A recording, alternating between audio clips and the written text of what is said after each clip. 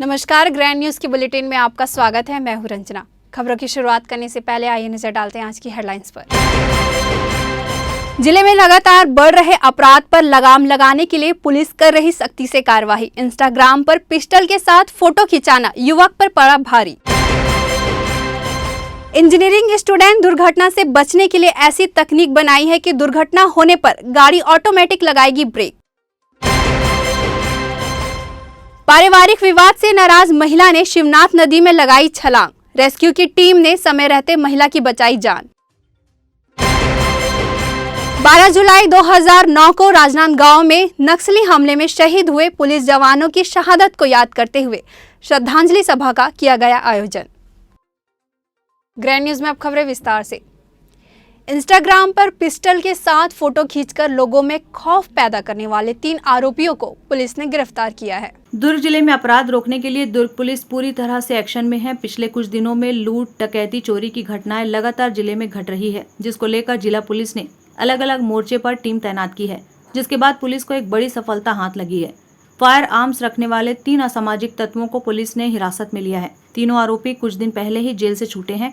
Jail से छूटने के बाद लगातार आदतन अपराधियों पर नजर रखी जा रही थी। इसी बीच भिलाई के हथखोज इंजीनियरिंग पार्क में 3 युवकों से पूछताछ की गई। पूछताछ में पता चला कि उनके पास एक पिस्टल और 3 जिंदा कारतूस है, जिसको दिखाकर वे क्षेत्र में डर का माहौल बना रहे थे।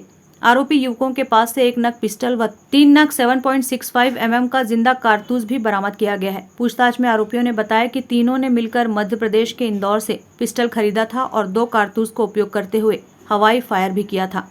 फिलहाल पुलिस विवेचना कर रही है कि पिस्टल किस लिए लाई गई थी, क्योंकि पुलिस की गिरफ्त में आए तीनों आरोपी आदतन अपराधी हैं और पूर्व में जेल से छूटे गए हैं। हालांकि तीनों आरोपी ट्रांसपोर्ट लाइन से जुड़े हुए हैं। तीनों ही ड्राइवर या हेल्पर का काम करते हैं। उनका कहना है कि उन्होंने निजी बचाव के लिए गैर कानूनी तरीके से पिस्टल खरीदी है, क्योंकि तीनों ही आरोपियों का आपराधिक रिकॉर्ड है। पूर्व में जेल में भी रह चुके हैं। आपराधिक रिकॉर्ड होने के कारण पुलिस इनसे पूरी तरह से पूछताछ कर रही है कि कहीं इनकी योजना डकैती करने या फिर जिले में किसी बड़ी वारदात को अंजाम देने के लिए तो नहीं लाई गई। फिलहाल इसकी विवेचना की जा रही है। Crime branch, cyber cell, crime branch और ओल्ड भिलाई थाने की संयुक्त कार्रवाई है, जिसमें एक सोशल मीडिया में एक छोटा सा क्लू मिलने पर से साइबर सेल की टीम ने उसको डेवलप किया और ओल्ड भिलाई और ये क्राइम ब्रांच की टीम ने संयुक्त रूप से कार्रवाई करते हुए 3 आरोपियों को गिरफ्तार किया, जिनके पास से एक देसी पिस्टल और मैगजीन और 3 जिंदा कारतूस इनके पास से जब्त हुए हैं। इनका ऐसा कहना है कि ये पिस्टल जो है इंदौर मध्य प्रदेश से लाया हुआ है और चूंकि अब ये शुरुआती प्राथमिकी कार्रवाई है, इसमें हम और भी देखेंगे कि जो बेचने वाला गिरोह है उसको भी हम वहां तक पहुंच सकें।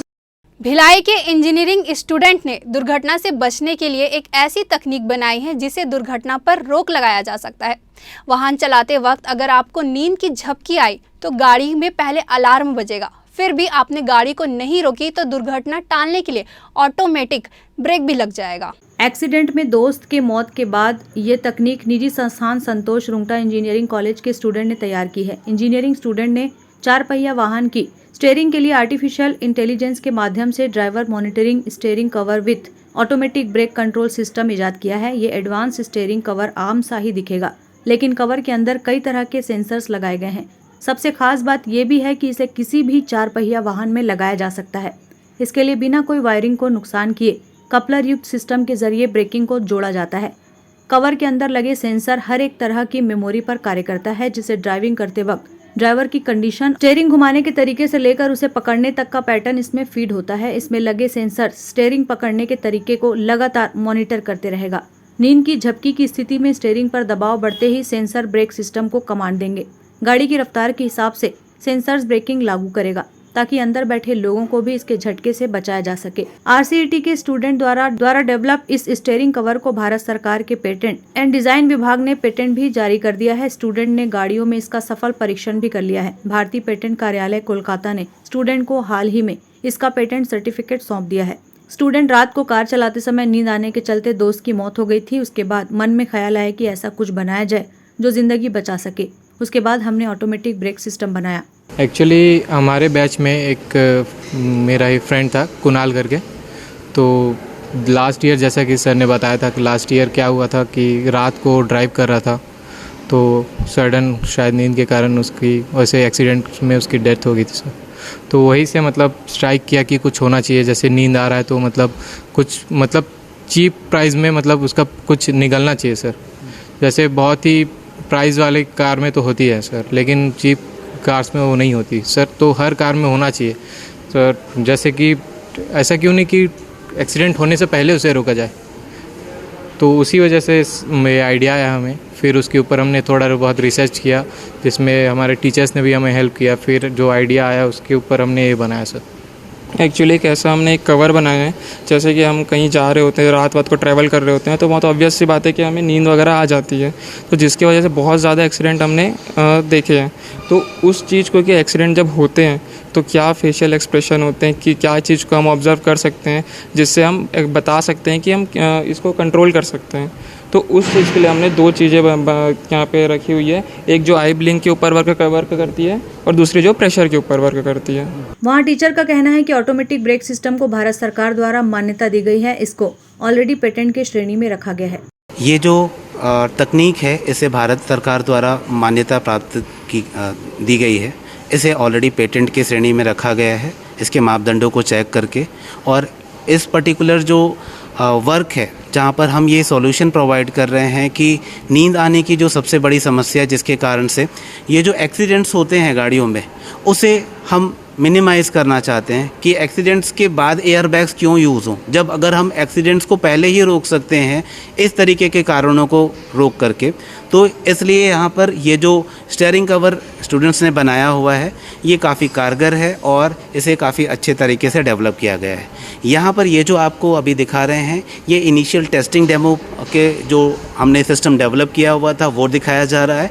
इसकी एक और मॉडल हमारे पास रेडी है जो कि एक्चुअल कार्स में इम्प्लीमेंट की जा सकती है। ये उसका पेटेंट का सर्टिफिकेट है जो कि भारत सरकार द्वारा हमें दिया गया है और इन बच्चों ने काफ़ी अच्छा इस पर मेहनत किया है। जो Rungta college of engineering and technology के स्टूडेंट्स हैं, ये ऑटोमोबाइल के स्टूडेंट्स हैं, तो इन्होंने ऑटोमोबाइल से रिलेटेड जो समस्याएं हैं उनको आइडेंटिफाई करके उसे अच्छी तरीके से इम्प्लीमेंट किया गया। मंगलवार की सुबह पारिवारिक विवाद को लेकर एक महिला ने शिवनाथ नदी में छलांग लगा दी, जिसे रेस्क्यू टीम की मदद से महिला को सकुशल बाहर निकाला गया। मंगलवार की सुबह एक महिला ने शिवनाथ नदी में छलांग लगाकर जान देने की कोशिश की, जिसे रेस्क्यू टीम के द्वारा बचाया गया। गौरतलब है कि महिला पारिवारिक विवाद से काफी परेशान हो गई थी। महिला का पति रोजाना ही शराब पीकर मारपीट किया करता था और बच्चों के साथ भी गाली गलौज जैसी घटना को अंजाम दिया करता था, जिससे तंग आकर महिला ने अपनी जीवन लीला समाप्त करने की ठानी और आत्महत्या करने की कोशिश की। लेकिन महिला अपनी कोशिश में असफल हो पाती उससे पहले ही शिवनाथ नदी में तैनात रेस्क्यू टीम ने महिला को सकुशल नदी से बाहर निकाल लिया। फिलहाल महिला उपचार के लिए जिला चिकित्सालय में भर्ती है। पूरे प्रकरण को लेकर एसपी डॉक्टर अभिषेक ने विस्तृत जानकारियां दी। हसदेव नदी में नन्नी थाना क्षेत्र उस गाँव की एक महिला जो है नदी में कूदी। पुलिस फोर्स वहाँ तैनात थी। तुरंत हमने उनको वहाँ से निकाला और जिला अस्पताल पहुँचाया। उसके 3 बच्चे भी थे। ये बात सामने आ रही है कि पारिवारिक डिस्प्यूट जो उसके पति थे उनका पीना खाना और मारपीट करना, घर में गलत व्यवहार के कारण परेशान होकर क्षुब्ध होकर महिला ने आत्महत्या की कोशिश की, लेकिन पुलिस की तत्परता के कारण उसकी जान बचाई जा सकी। तो वो मेडिकल हालत स्टेबल होगी तो बाकी पूछताछ की जाएगी। सर ये महिला कहाँ कूदी थी सर, उस जगह को थोड़ा? ये पुलगांव के पास जो पुलिया है, हसदेव नदी है, उसके द्वारा कूदा गया था। तो जैसे ही वहाँ पुलिस बल ट्रैफिक मैनेजमेंट के लिए वहाँ पे 112 की टीम तैनात थी, तो जैसे ही कूदते हुए देखा तो आरक्षक ने नदी में अफंती नदी में कूद मार के उस महिला को सुरक्षित बाहर निकाला। 12 जुलाई वर्ष 2009 को राजनांदगांव जिले में नक्सलियों ने पुलिस दल पर हमला कर दिया था, जिसमें कुल 38 पुलिस जवान समेत एसपी विनोद कुमार चौबे शहीद हो गए। उनकी शहादत को याद करते हुए राजनांदगांव पुलिस लाइन में श्रद्धांजलि सभा का आयोजन किया गया। 12 जुलाई 2009 को राजनांदगांव जिले के नक्सल प्रभावित क्षेत्र मानपुर के कोरकोटी, सीतागांव और मदनवाड़ा में माओवादियों के हमले से तत्कालीन एसपी विनोद कुमार चौबे सहित 29 जवानों की शहादत हुई थी। शहादत की बरसी पर प्रतिवर्ष पुलिस लाइन में शहीद दिवस का आयोजन किया जाता है। आज उनकी शहादत की 13वीं बरसी पर पुलिस लाइन में श्रद्धांजलि सभा रखी गई, जिसमें स्वर्गीय विनोद चौबे की पत्नी रंजना चौबे सहित सभी शहीद परिवार के लोग शामिल हुए। शहीदों के चित्र पर पुष्पांजलि अर्पित कर उन्हें भावभीनी श्रद्धांजलि दी गई। इस दौरान स्वर्गीय विनोद चौबे की पत्नी रंजना चौबे ने कहा कि यह दिन काफी भावुक और गर्व करने वाला दिन है। उन्होंने कामना करते हुए कहा कि शासन प्रशासन नक्सलवाद के खात्मे के लिए सफल हो। ये बहुत भावुक दिन होता है और बहुत गर्व का दिन भी है। बस अब ये उम्मीद है कि भविष्य में फिर कभी ऐसा ना हो पाए और हमारी फोर्स, शासन प्रशासन उसको समूल नष्ट करने में, इस प्रॉब्लम को जो नक्सलवाद का है, सफल हो। क्या बदलाव देखती हैं आप? किस संदर्भ में? ये नक्सलवाद को लेके अभी पुलिस फोर्स वर्तमान परिवेश में क्या बदलाव देखती हैं आप? ये तो मतलब विषय विशेषज्ञ लोग बता पाएंगे, मगर फिर भी जागरूकता बहुत आई है लोगों में भी, जो अब सब लोग इस प्रॉब्लम को समझने लगे हैं और बहुत सहयोग करते हैं।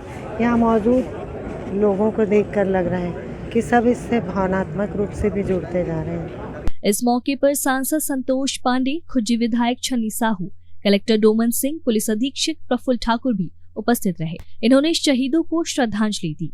सांसद संतोष पांडे ने कहा कि हम उन्हें श्रद्धांजलि अर्पित करते हुए नमन करते हैं जिन्होंने अपने आप को राष्ट्र के लिए समर्पित कर दिया।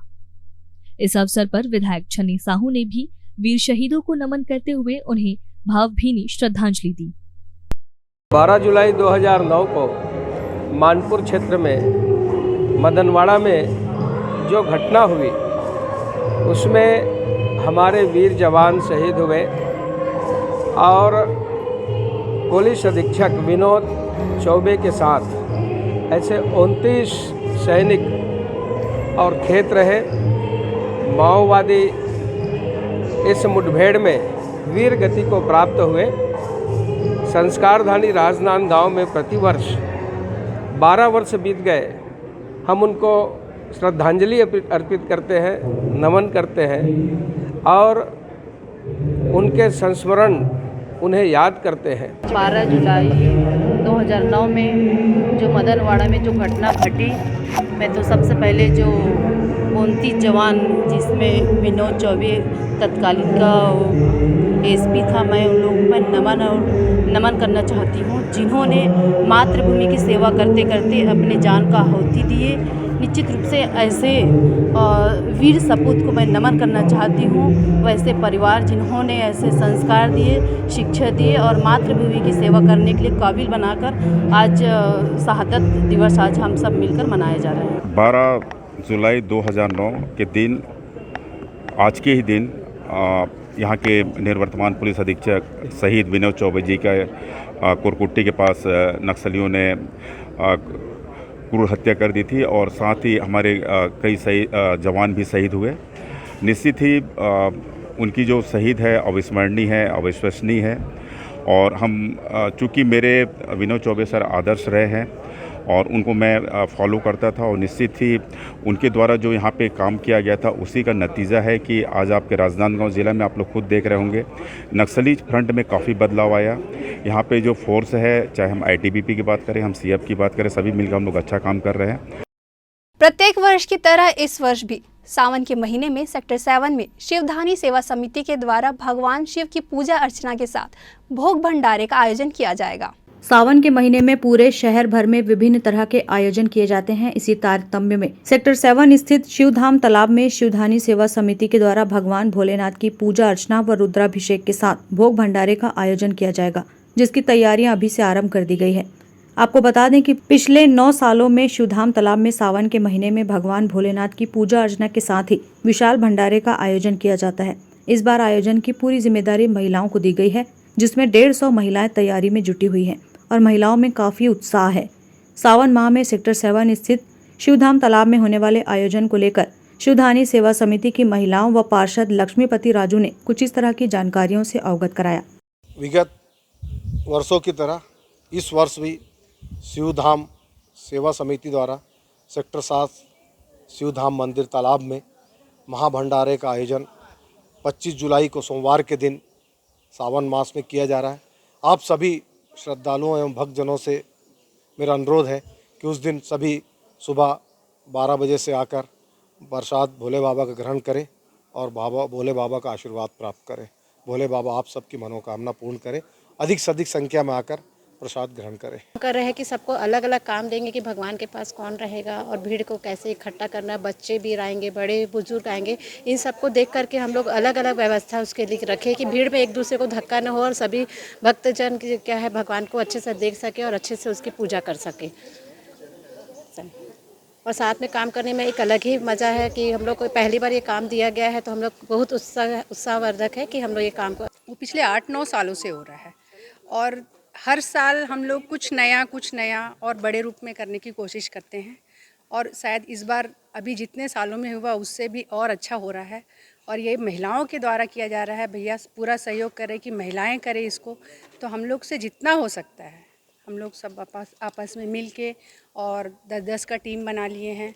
इसमें टीकाकरण से टीका लगाएंगे यहाँ पे त्रिकुट का, उसके बाद ये रुद्राभिषेक होगा, फिर उसके भंडारा होगा, उसके बाद महाआरती, शाम तक का हम लोग का पूरा शेड्यूल मतलब अब तैयार हो चुका है। हम बहनों को तो कोशिश रहेगी कि अच्छे से अच्छा इस कार्यक्रम को हम लोग अपनी स्वच्छता से बढ़िया से निभाएं और सब बढ़िया से, और अगली बार भी हम ऐसा वो बने कि और भी आगे लोग इस चीज़ को अपनाएं। और सबसे बड़ी बात है इसमें कि जो दिल से जो हमारे लक्ष्मीपति भैया जो कर रहे हैं उनका जो उत्साह देख रहे हैं तो उससे 4 गुना उत्साह हम लोग का बढ़ रहा है, क्योंकि हमने भंडारा तो बहुत देखा है लेकिन इस टाइप का भंडारा कहीं भिलाई में तो हमने पहले नहीं देखा। पहले मीन्स यही देखा है और अब और बड़े पैमाने पे ये हो रहा है और ख़ासकर इस बार उन्होंने पूरी जिम्मेदारी जो है हम औरतों को दे रखी है, तो हमारी भी कोशिश है और महादेव से हमारी विनती है कि ये जो हम कार्यक्रम कर रहे हैं अच्छे से अच्छे निभा पाएँ, अच्छे से भक्तिपूर्ण जो हमारी आरती होगी वो भी अच्छे से करें कि लोग एक मिसाल बने हम लोग, और बाबा की जितनी भी भक्ति की जाए वो तो कम है लेकिन कोशिश पूरी रहेगी कि बहुत अच्छा से अच्छा करें। वक्त है एक छोटी सी ब्रेक का, खबरें और भी हैं, बने रहिए ग्रैंड न्यूज़ के साथ। मैं जब अपने बालों को कोम करती थी तो मेरे काफ़ी ज़्यादा बाल कोम्बिंग से टूट जाते थे और सीजनल चेंजेस की वजह से डैंड्रफ भी होता था। फैमिली में भी कुछ लोगों को ये प्रॉब्लम थी। तब मुझे मेरी फ्रेंड ने वास्तु गुरुजी हेयर ऑयल सजेस्ट किया, जिसके सिर्फ 2 यूजेस बाद ही मुझे ऐसा लगा जैसे मेरी स्कैल्प क्लीन महसूस हो रही है और सिर्फ 4 वॉशेस बाद ही मेरी हेयर फॉल और डैंड्रफ की प्रॉब्लम ऑलमोस्ट जड़ से खत्म हो गई। और इस ऑयल की सबसे अच्छी बात यह है कि ये होममेड है और उससे भी अच्छी बात यह है कि ये वर्क करता है।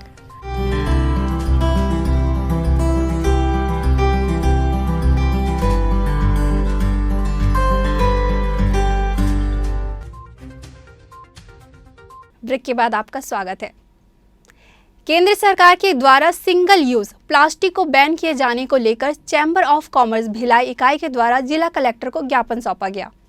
1 जुलाई से सिंगल यूज प्लास्टिक को बैन किए जाने के बाद बाजारों में काफी असमंजस की स्थिति बनी हुई है। व्यापारी एवं ग्राहक दोनों ही इसे यूज करने और ना करने को लेकर परेशान हैं। उन सब परेशानियों को लेकर छत्तीसगढ़ चैम्बर ऑफ कॉमर्स की भिलाई इकाई द्वारा कलेक्टर को ज्ञापन सौंपा गया, जिसमें छत्तीसगढ़ चैम्बर ऑफ कॉमर्स प्रदेश महामंत्री ने जिला कलेक्टर पुष्पेंद्र मीणा को ज्ञापन सौंपकर मांग की है कि जो असमंजस की स्थिति है उसको जिला प्रशासन के द्वारा समाप्त किया जाए और धीरे धीरे लोगों को जागरूक कर प्लास्टिक पूरी तरह से बैन किया जाए। बेहतर ढंग से वो व्यापार कर सकें, इसके लिए जो हमने होलसेल कॉरिडोर की परिकल्पना की है उसके संदर्भ में हमने कलेक्टर साहब से निवेदन किया है कि हमें एक अच्छी ज़मीन मुहैया कराई जा सके जिसमें सभी प्रकार के होलसेल व्यापारी वहां जाके तनाव मुक्त अपना व्यापार को कर सकें और भिलाई के लिए एक बड़ा ही विश्वसनीय जगह के रूप में व्यापारियों के लिए निर्मित हो जाए। ये निवेदन हमने आज कलेक्टर साहब से किया है। कॉरिडोर को लेकर के मुख्यमंत्री ने बात की थी, उसमें प्रोसेस में यानी बनाने के लिए क्या चल रहा है, उसमें कुछ बात आगे बढ़ी? उसमें काफ़ी चीज़ें आगे बढ़ गई हैं। हमें जो भिलाई के लिए हमने जो डिमांड की है वो की है कि एक हमें अच्छी सी जगह मिल जाए और जहाँ पे ट्रैफिक की समस्या ना हो और शहर को भी ट्रैफिक से छुटकारा मिले, इस चीज़ को लेके हमने बात की है। और उसके बाद दूसरी बात प्रक्रिया जो आएगी कि कौन सी एजेंसी उसको आगे डेवलप करके व्यापारियों को देगी, ये सेकंड प्रोसेस में आएगा। सबसे पहले जो चीज़ें हमें बहुत अच्छी जो जगह की है वो तलाश है, उसके लिए आज हमने ज्ञापन कलेक्टर साहब को दिया है और ये मुझे ऐसा लगता है कि शीघ्र अतिशीघ्र इस पर काम होने जा रहा है, क्योंकि ये आदरणीय मुख्यमंत्री साहब की महत्वाकांक्षी योजना है जिसपे चेंबर और सरकार दोनों मिलकर समान रूप से काम करें। 1 जुलाई को नोटिफिकेशन एक आया है सिंगल यूज प्लास्टिक बैन को लेकर, उसको लेकर नगर निगम ने कुछ जगह पे कार्रवाई प्रारंभ कर दी है। तो आज कलेक्टर साहब और नगर निगम कमिश्नर दुर्ग भिलाई तीनों से हमने अनुरोध किया है इस सिंगल यूज़ प्लास्टिक हमारे जीवन में बिल्कुल घुस चुका है और कई ऐसे पैकेजिंग मटेरियल के रूप में बाज़ार में उत्पादों में लगा हुआ, जैसे सिगरेट का पैकेट देखेंगे तो उसका रैपर भी सिंगल यूज़ प्लास्टिक के, चिप्स के, बिस्किट के, या जो स्ट्रॉ यूज़ हो रहे हैं अमूल पे, या फिर जो रोटी में यूज़ हो रहा है। तो हमने उनसे रिक्वेस्ट किया है कि अभी आप थोड़ा कार्रवाई को शिथिल करते हुए भिलाई चैम्बर नगर निगम दुर्ग भिलाई के साथ प्रशासन के साथ एक जागरूकता अभियान 1 महीने का भिलाई में चलाने जा रहा है सिंगल यूज़ प्लास्टिक को लेकर। हम व्यापारियों को जागरूक करेंगे, क्योंकि प्रशासन में भी और व्यापारियों में भी सिंगल यूज़ को लेकर अभी बहुत क्लैरिफिकेशन नहीं है कि किन पे कार्रवाई करना है और किन पे नहीं करना है। सद्गुरु आचार्य श्री धर्मचंद्र देव जी महाराज की पुण्यतिथि के पावन अवसर पर विश्व शांति वैदिक महायज्ञ एवं विहंगन योग सत्संग समारोह का आयोजन कैलाश नगर में किया गया। विश्व शांति के लिए कैलाश नगर में यज्ञ किया गया, जिसमें मुख्य अतिथि हरिओम सोनी एवं सुनीता सोनी रहे। यज्ञ में अन्य आचार्य द्वारा विधि पूर्वक विश्व की खुशहाली और सुख समृद्धि के लिए महायज्ञ किया गया, जिसमें यज्ञ दान कर्म और स्वार्थ से परे रहकर जनहित पर अग्रसर रहने और सदा दीन दुखियों की मदद करने के उद्देश्य से किया गया। कार्यक्रम में छत्तीसगढ़ प्रदेश किसान कांग्रेस के प्रदेश महासचिव एवं दुर्ग संभाग प्रभारी ने महायज्ञ विश्व शांति के लिए करवाया। और इस ब्रह्म विद्या विहंगम योग के अंदर बतलाया जाता है कि मन में कैसे शांति मिलेगी, मन कहाँ रहता है, जागृत अवस्था में मन कहाँ रहता है, स्वप्न अवस्था में कहाँ रहता है, सुषुप्ति अवस्था में कहाँ रहता है, और कैसे इसको पकड़ करके प्रभु के चरणों में लगाया जाए। हम कौन हैं, कहाँ से आए हैं, किस लिए आए हैं, और शरीर जब छूट जाता है तो कहाँ जाना होता है, इसका ज्ञान इस ब्रह्म विद्या के चरणों में लगाया जाए। हम कौन हैं, कहाँ से आए हैं, किस लिए आए हैं, और शरीर जब छूट जाता है तो कहाँ जाना होता है, इसका ज्ञान इस ब्रह्म विद्या विहंगम योग संस्थान के सद्गुरु भगवान के द्वारा बतलाई जाती है और इसका पूर्ण ज्ञान होता है। आज मनोनिग्रह और आत्म शांति। आज का कार्यक्रम हमारे सद्गुरु महाप्रभु के पुण्यतिथि है, 53वां पुण्यतिथि है और निर्वाण दिवस भी है। उसी के अवसर में हम सब यहाँ सत्संग में शामिल हुए हैं और सद्गुरु महाप्रभु के चरणों में हवन, भजन, कीर्तन और स्वागत गान, मंगल गान। कार्यक्रम आज कैलाश नगर में आयोजित की गई विहंगम योग दिवस, और हमारे गुरु जी के पूज्य कृपा के कारण ये कार्यक्रम आयोजित की गई। और यहाँ तमाम हमारे भाई लोग आए, तमाम शिष्य लोग आए और गुरु जी की कृपा से यज्ञ हुआ। और जो अभी देख रहे होंगे कि भारत में जगह जगह मतलब भय स्थिति बनी हुई है, आपदा आ रही है जगह जगह, वो विश्व के शांति के लिए कल्याणकारी यज्ञ का कार्यक्रम किया गया। और इस यज्ञ के द्वारा विश्व की शांति के लिए, समाज में हर जीव की शांति हो। 35 देशों में पैदा हुआ, विदेश में और पूरे हिंदुस्तान में है। छत्तीसगढ़ में यह विद्या के जो ज्ञाता है, जो लेने वाले हैं, वो कम से कम 1.5 लाख लोग हैं। तो हमारे प्रथमाचार्य जी हैं, उन्हीं की पुण्यतिथि मनाने के लिए हम लोग इसका आयोजन किए हैं।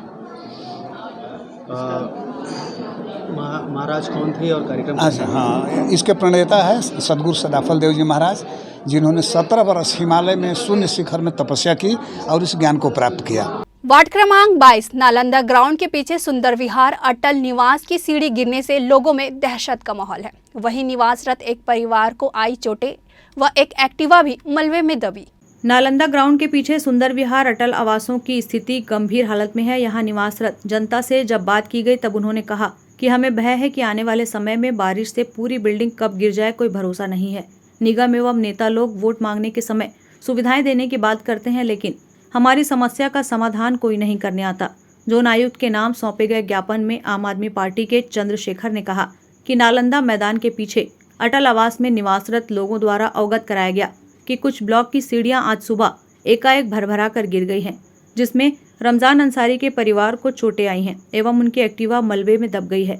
हमारे साथियों द्वारा मौके का निरीक्षण किया गया एवं गंभीर स्थिति को देखते हुए पत्र के माध्यम से आयुक्त को अवगत कराया जा रहा है और आने वाले दिनों में किसी प्रकार की जानमाल की हानि होने की गंभीर आशंका है। के ज्योति ने कहा कि इन्हीं क्षेत्रों में सीवरेज के पानी का बहाव निरंतर सफाई न होने के कारण आम रास्तों पर हो रहा है, जिससे यहाँ की जनता को गंदगी भरे रास्तों पर चलकर आना पड़ रहा है, जिससे यहाँ की जनता नरकी जीवन जीने को मजबूर है। बारिश में यहाँ सांस लेना भी दूभर हो गया है। वैशाली नगर विधानसभा अध्यक्ष इब्राहिम खान ने कहा कि त्वरित कार्रवाई करते हुए यहाँ निवासरत जनता की समस्या का समाधान करने एवं किसी प्रकार की जानमाल की हानि होने से पहले गरीब जनता को उचित व्यवस्था मुहैया कराई जानी चाहिए। सभी नेता कहते हैं कि पंक्ति के अंतिम व्यक्ति तक सरकारी सुविधाएं पहुंचाई जाना लक्ष्य है, किंतु वर्तमान परिस्थितियों को देखकर ऐसा होता प्रतीत नहीं दिख रहा है कि पंक्ति का अंतिम व्यक्ति आज भी अपना सामान्य जीवन जीने की जद्दोजहद कर रहा है। आवेदन पट्टा से हम कब्जादारी है, फिर भी हम लोग को अपना नाम कराया है। हम नाम कराया तभी बहुत मुसीबत में फंस गए। कॉलोनी पूरा डिस्मेंटलिंग करने को टाइम होने जैसे हो गया है, तब टूटा फुट्टा हो गया। हमारा बाल बच्चा को नुकसान हो रहा है। आज एक सीढ़ी गिर गया, उसको एक लड़की और माँ बच गया। हम लोग को साथ में रहे तो वही रात को पानी गिरते समय गिरेगा तो हम सभी एक साथ में मर जाएंगे। हमारा कॉलोनी को कोई रिफरिंग कराना, कोई कार्रवाई कराना, कोई नेता लोग आता है वोट देने बोलता है, वोट देंगे, सब अपना घर में रहेगा। ऑफिसर लोग आता है, ऑफिसर लोग अपना घर में रहेगा। निगम का कोई मीडिया कोई भी हो अपना घर में रहेगा। हमारा कॉलोनी को देखने को कोई अधिकार नहीं है। ये कि स्वच्छ भिलाई सुंदर भिलाई, कहाँ पे है स्वच्छ भिलाई सुंदर भिलाई? हमको दिखाए। हम तो ये कीड़े मकोड़े की तरह जी रहे हैं, लेकिन पता नहीं किसको अच्छा लग रहा है कि बोलते स्वच्छ भिलाई सुंदर भिलाई। भैया हम आज वार्ड 22 सुंदर विहार में खड़े हैं अटल आवास में। यहाँ सुबह 8:30 बजे एक घटना हो गई। ये जर्जर बिल्डिंग हो चुकी है, सीढ़ी गिर चुका है। इसमें एक पति पत्नी दंपति परिवार बच गए हैं, थोड़ा सा घायल जरूर हुए। लेकिन ये एक ही जगह नहीं है सीढ़ी, ये पूरे बिल्डिंग का जितने भी बिल्डिंग है इसमें देख लो, पूरी सीढ़ी टूटने के कगार में। और जो बाउंड्री वाल किया गया है छत के ऊपर पैराफिट दिया गया, वो भी टूटने के कगार में।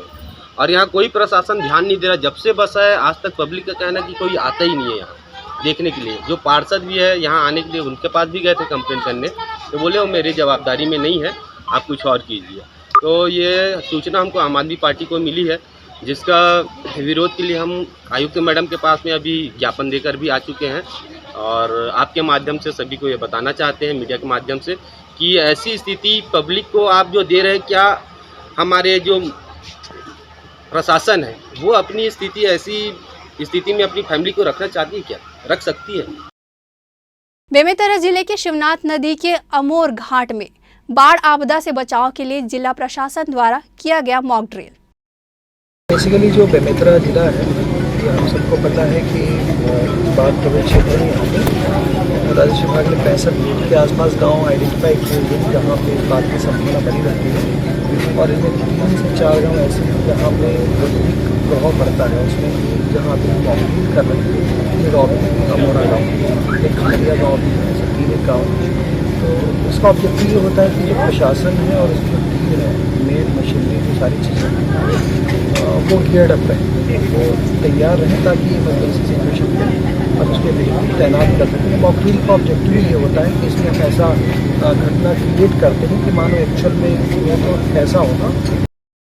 जिला बालोद में हाथियों का उत्पात लगातार देखने को मिल रहा है। बीती रात्रि जिला मुख्यालय से लगभग 8 किलोमीटर दूर ताला गांव में हाथियों के दल ने एक कच्चे मकान को तोड़कर गांव की बस्ती और स्कूल में घुसने लगे। ग्रामीणों में इतना दहशत है कि वे अपने बाड़ियों में लगे केले के पेड़ को काट कर बाहर फेंक रहे हैं ताकि उसे खाने के लिए हाथी उनके घर बाड़ी में न पहुंचे। रात्रि में ग्रामीण कच्चे मकान को छोड़ पक्के मकानों और छत का सहारा लेकर रात बिता रहे हैं। वहीं हाथी की मौजूदगी को देखते हुए तालगांव प्राथमिक स्कूल में बच्चों को छुट्टी दे दी गई है। लगभग 24 हाथियों का ये दल 1 माह से भी ज्यादा वक्त से जिले के अलग अलग वन परिक्षेत्र में विचरण कर बालोद वन परिक्षेत्र के तालगांव बांस जंगल से लगे तांदुला जलाशय डुबान क्षेत्र में मौजूद है। बाद पूरा घूमे हैं और मकामला भी टोरे है ना, और स्कूल के दरवाजा भी है कर दी से, और उसके बाद में बजरंग बली मूर्ति भी सुता दे रही से। तो अभी स्कूल बंद है बोला थे? हाँ, आज स्कूल बंद है। अब हाथीज के नाम से हुई कल आज इसे कल 7 साढ़े 7 बजे के आसपास अरे बेहना पुराना घर डहन बला इसे खाना खाए बताओ ढगे रहे हो।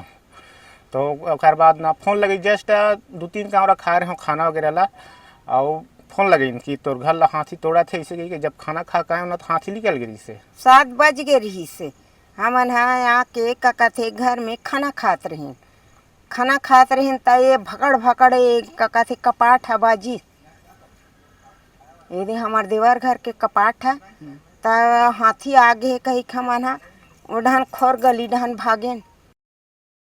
ग्रैंड न्यूज़ की बुलेटिन में फिलहाल इतना ही। मुझे दीजिए इजाज़त।